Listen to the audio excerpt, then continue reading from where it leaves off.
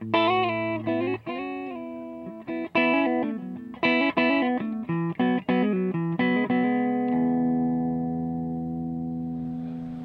guys, I'm Sean Hammond with PremierGuitar.com. We are at NAMM 2014. We're talking to James Demeter of Demeter Amplification. James, you guys have a cool new thing down here on the pedal board. Tell us about it. It's our pedal board amp. We designed the original one to help out Sonny Landreth, because whenever he'd get a call to go, do a guest spot somewhere or a small tour, he couldn't take his amplifier with him. So he would be stuck with the back line that could be any piece of garbage under the world. It could be a wonderful amplifier, it could be a piece of shit.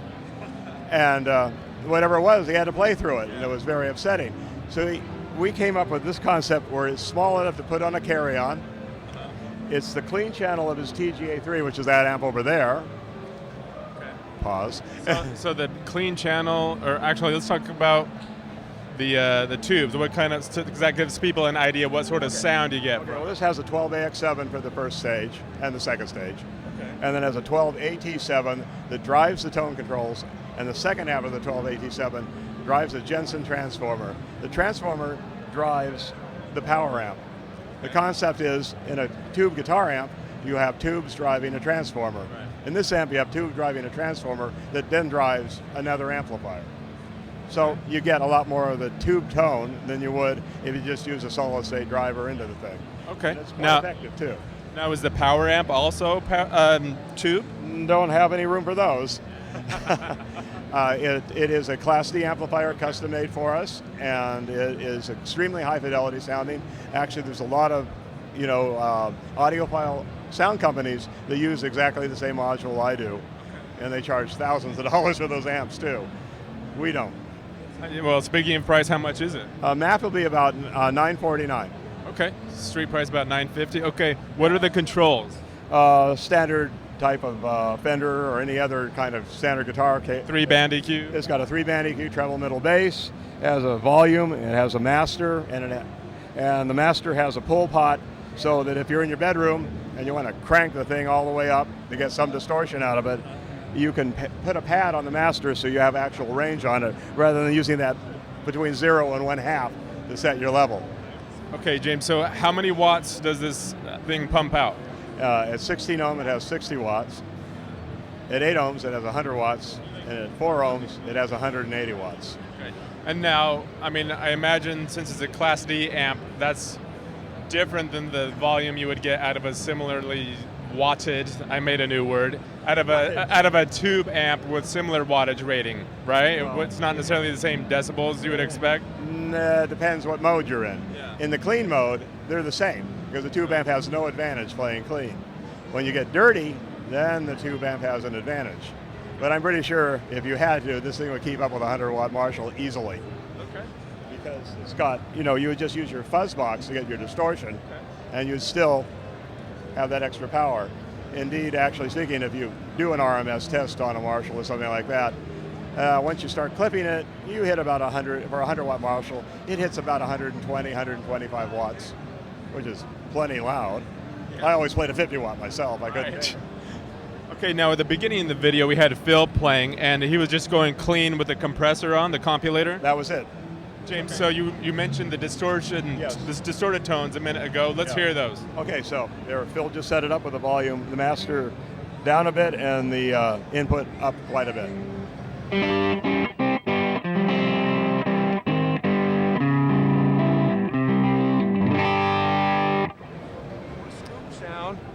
For a scoop sound, you just roll off the mids.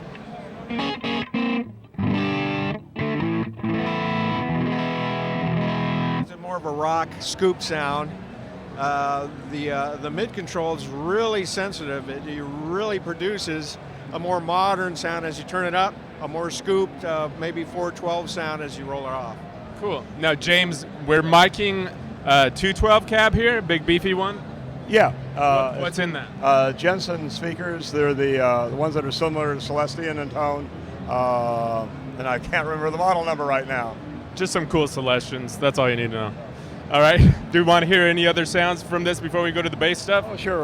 We might as well try it with a fuzz box on, go back to clean, and play a chord to make sure we actually are clean.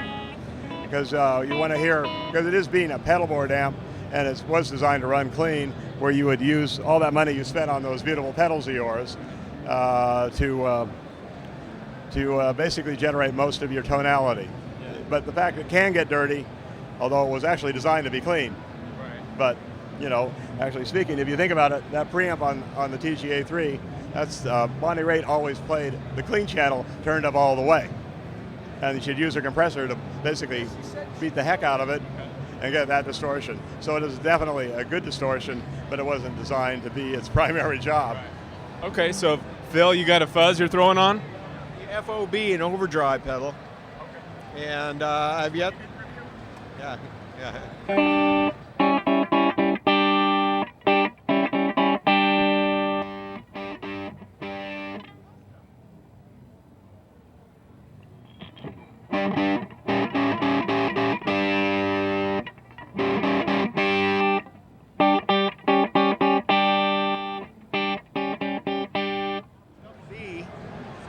The double D is actually 2 distortion pedals. You can run them one at a time. You can run them in series. A combination of diode, different types of diode clipping. As you can see, the switches on both sides.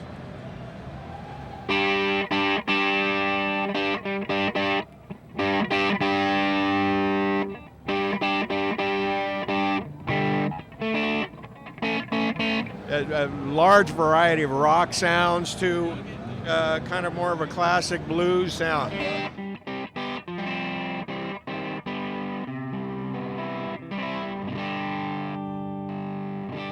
Set them up any way you want. All right, Phil. Before we move on to the bass stuff, you're going to show us the fuzz, how it sounds through the amp.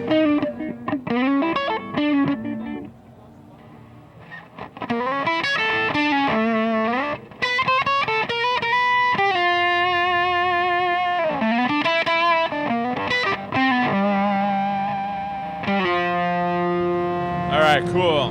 Thanks, Phil. All right, James, next up is a cool new bass head, and we've got Lee Sklar, legendary bassist, who has chimed in on designs with you for a while now, right? Quite a while. Well, we've been friends for about 33 years, or more than that, actually. And back in the day, James designed, was actually a prototype, I think. Yeah, you got the very first one. Yeah, for the very first one of his preamps. And I've had it, I used it for ages, and it's sat in my warehouse for a while, and I kind of thought he really should have it back just for his own archive, so I brought it back, I sent it back to him, and I guess you started going through it and realizing that you knew exactly what was needed in the beginning. Yes, I did.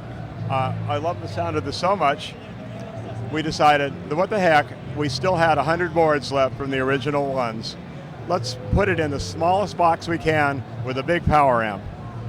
So I did the more old school power supply, the more old school parts, the big pots, and the sound, even though theoretically shouldn't be any different than the modern one, it is. So now, when you say you had old boards, are you saying just the actual circuit board, or everything was already wired up? No, it was just the raw boards. We wired them up actually a little differently so that it would fit in something this tiny. And then we added an 800-watt amplifier. Again, the same story with this. The tubes are driving the little transformer that then drives the power amp. And when you do that, you get much more of the tube sound coming through. The power amp being essentially neutral. So is it two 12AX7s, or you got an AT7 in there too? Another 12AT7 thing. The 12AT7 has 10 times the current capacity of a original 12AX7.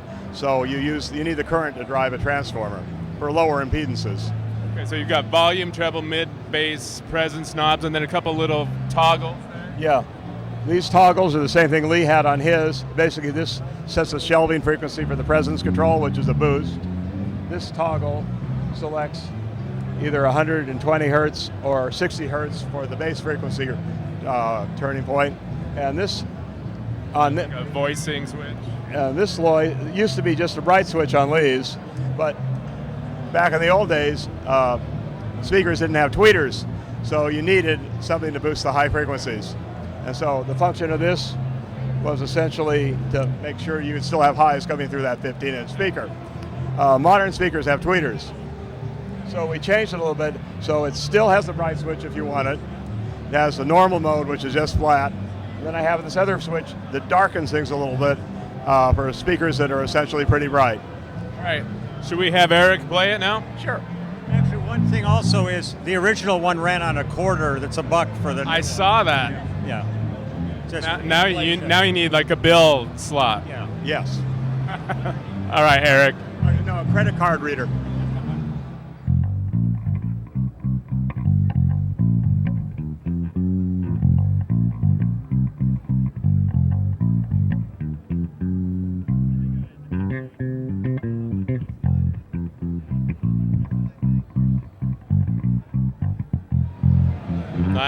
Nice and warm.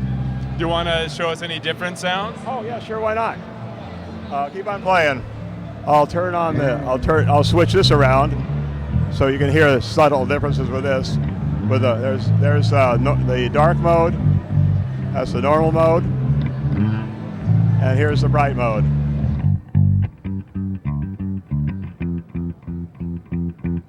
And then Sounds really good, man. And the treble control, darker, and mid-range control, and the bass. Of course, the presence too. A pretty good range of passive controls. And my favorite setting is pretty much like that, and away you go.